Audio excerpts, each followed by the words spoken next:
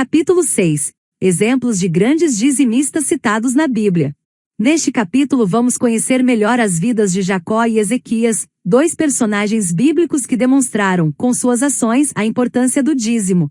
Eles não só obedeceram a esse princípio, mas também foram grandemente abençoados por Deus por sua fidelidade. Veremos como o compromisso deles com o dízimo refletiu sua confiança e gratidão a Deus. Jacó, também conhecido como Israel, é um dos patriarcas da fé e sua vida esteve repleta de eventos significativos que marcaram a história de Israel. Desde o nascimento, Jacó enfrentou desafios e conflitos, especialmente com seu irmão Esaú. Esse conflito culminou em Jacó fugindo de sua terra natal para escapar da ira de Esaú, após ter obtido a bênção de seu pai, Isaque, de maneira astuta. Durante sua jornada, Jacó teve um encontro extraordinário com Deus em Betel, onde teve a visão de uma escada que alcançava os céus, com anjos subindo e descendo por ela. Foi neste momento que Deus fez promessas importantes a Jacó, garantindo-lhe proteção e que sua descendência se espalharia como o pó da terra. Gênesis, no capítulo 28, dos versículos 13 ao 15. E eis que o Senhor estava em cima dela, e disse: Eu sou o Senhor Deus de Abraão teu pai, e o Deus de Isaque. Esta terra, em que estás deitado, darei a ti e à tua descendência. E a tua descendência será como o pó da terra, e estender-se-á ao ocidente, e ao oriente, e ao norte, e ao sul, e em ti e na tua descendência serão benditas todas as famílias da terra. E eis que estou contigo, e te guardarei por onde quer que fores, e te farei tornar a esta terra, porque não te deixarei, até que haja cumprido o que te tenho falado.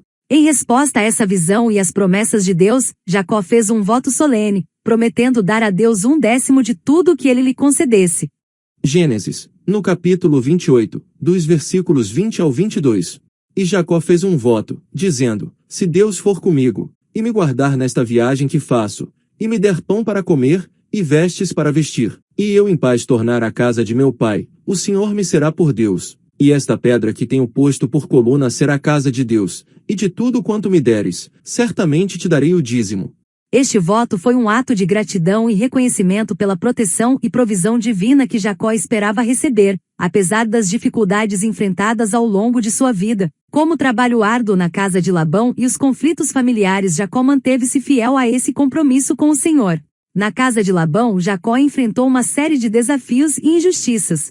Labão, que era seu tio e futuro sogro, inicialmente prometeu a mão de sua filha Raquel em troca de 7 anos de trabalho. No entanto, após o cumprimento desse período, Labão enganou Jacó, dando-lhe sua outra filha, Lia, em casamento. Jacó foi então obrigado a trabalhar mais 7 anos por Raquel, totalizando 14 anos de serviço. Além disso, durante seu tempo trabalhando para Labão, Jacó teve seu salário alterado 10 vezes por seu sogro, que tentava tirar proveito de sua dedicação e trabalho árduo. No total, Jacó acabou trabalhando 20 anos para Labão, 2 décadas marcadas por mudanças de salários e dificuldades impostas por seu tio. Durante esse período, Deus trabalhou intensamente na vida de Jacó para ensiná-lo sobre os problemas causados pelo engano e pela trapaça. Jacó, que havia demonstrado uma tendência a alcançar seus objetivos através de meios enganosos, como na vez em que usurpou a bênção de seu irmão Esaú fingindo ser ele diante de seu pai cego, Isaque, agora experimentava em primeira mão o que significava ser enganado, especialmente por seu tio Labão. Além das lições sobre honestidade e justiça, Deus preparou o caminho para a reconciliação de Jacó com seu irmão Esaú, mostrando que a restauração era possível através da humildade e do arrependimento. Deus ordenou que Jacó retornasse à sua terra natal, o que levou Jacó a se aproximar de Esaú com um coração humilde, enviando presentes como gesto de paz e prostrando-se 7 vezes diante de seu irmão. Essa atitude de Jacó resultou em um reencontro emocionante, onde Esaú o abraçou e o beijou, demonstrando que Deus pode transformar corações e trazer cura a relacionamentos quebrados quando há arrependimento e disposição para a paz. Gênesis, no capítulo 33 e nos versículos 4 e 5. Então Esaú correu-lhe ao encontro, e abraçou-o, e lançou-se sobre o seu pescoço, e beijou, e choraram. Depois levantou os seus olhos, e viu as mulheres, e os meninos, e disse: Quem são estes contigo? E ele disse: Os filhos que Deus graciosamente tem dado a teu servo. Deus utilizou essas experiências para moldar o caráter de Jacó, ensinando-lhe que o caminho da trapaça leva a conflitos e sofrimentos. Ao longo de sua jornada, Jacó aprendeu a confiar mais em Deus do que em seus próprios meios, reconhecendo a necessidade de arrependimento e reconciliação. Deus abençoou Jacó abundantemente, não apenas em termos de riqueza material, como ovelhas, servos e grande prosperidade, mas também lhe deu uma grande família, incluindo 12 filhos que se tornariam as tribos de Israel.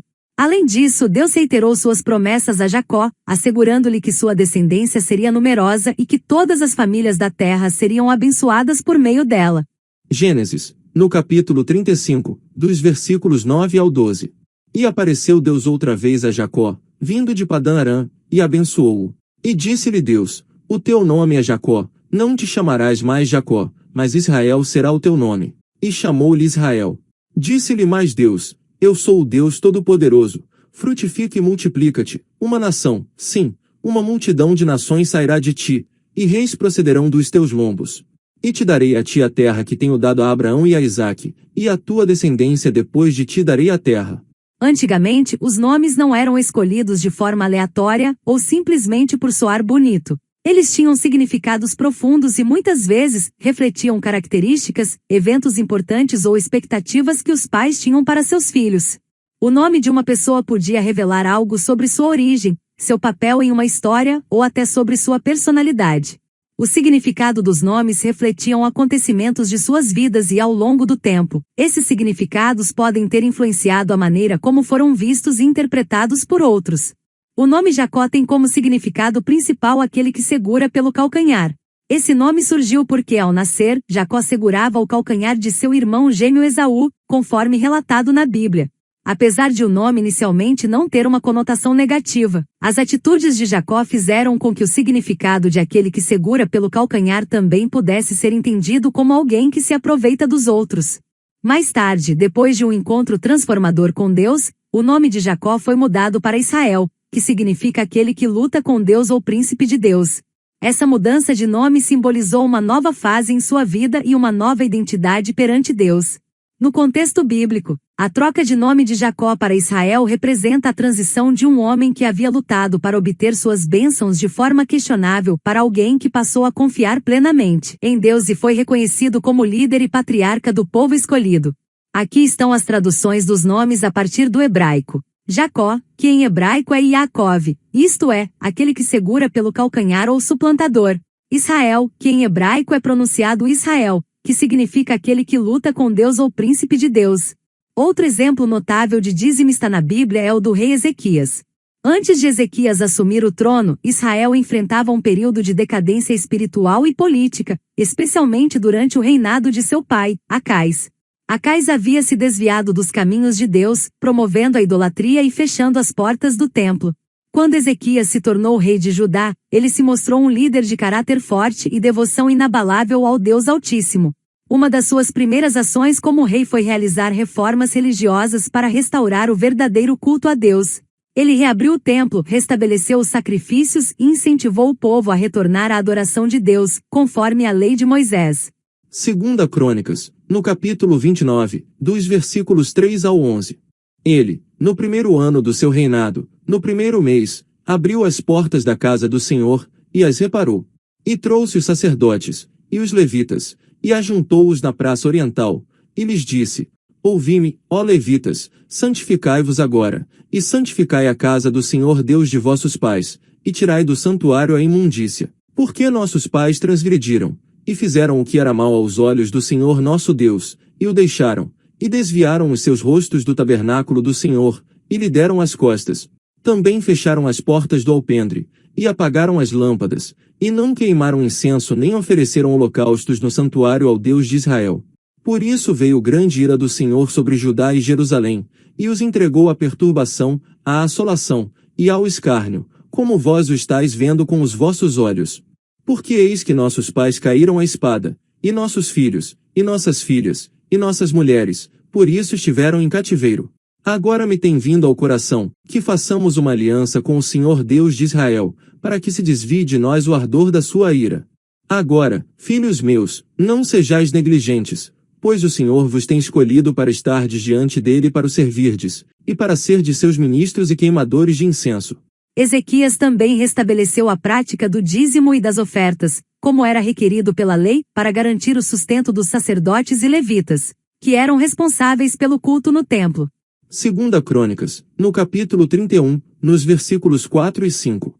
E ordenou ao povo, que morava em Jerusalém, que desse a parte dos sacerdotes e levitas, para que eles pudessem se dedicar à lei do Senhor.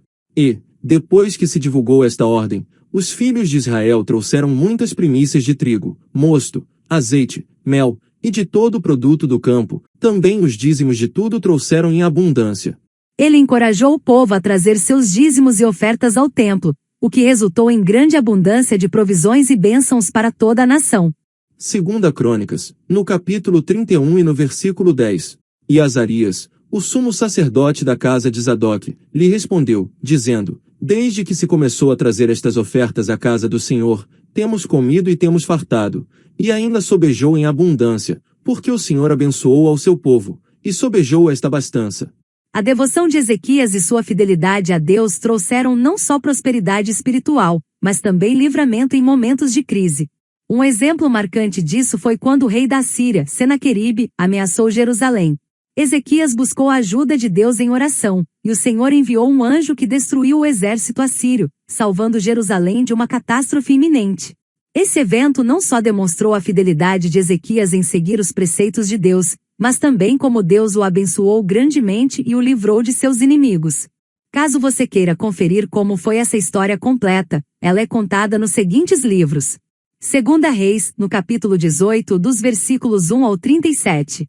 Isaías, do capítulo 36, no versículo 1 até o capítulo 37, no versículo 38. 2 Crônicas, do capítulo 32, no versículo 1, até o capítulo 33, no versículo 13. Os exemplos de Jacó e Ezequias como dizimistas são inspiradores e mostram como Deus honra aqueles que lhe são fiéis. Assim como eles, há muitos outros personagens na Bíblia que foram generosos com seus dízimos e ofertas e receberam grandes bênçãos de Deus. Abraão, Davi e Salomão são apenas alguns dos muitos que ilustram essa verdade. Para aqueles que desejam estudar mais a fundo a história de Jacó, ela pode ser encontrada nos capítulos 25 a 35 do livro de Gênesis. Já a história do rei Ezequias é contada principalmente em 2 Reis, do capítulo 18 ao 20, que descreve de maneira abrangente seu reinado, incluindo a luta contra a invasão assíria e sua doença, e em 2 Crônicas, dos capítulos 29 ao 32, que foca detalhadamente nas reformas religiosas e nos eventos associados ao seu governo, oferecendo uma perspectiva mais detalhada sobre suas ações religiosas e reformas. Refletir sobre a vida de Jacó e Ezequias nos leva a entender que a fidelidade a Deus através dos dízimos não é apenas uma questão de obediência, mas também de reconhecimento e gratidão pelas bênçãos recebidas. Que esses exemplos nos encorajem a sermos fiéis em nossos dízimos, confiando que Deus sempre proverá e cuidará de nós, assim como fez com eles. No próximo capítulo exploraremos exemplos de ofertantes que agradaram a Deus e foram ricamente abençoados por Ele, mostrando-nos mais uma vez a importância da generosidade e da devoção ao Senhor.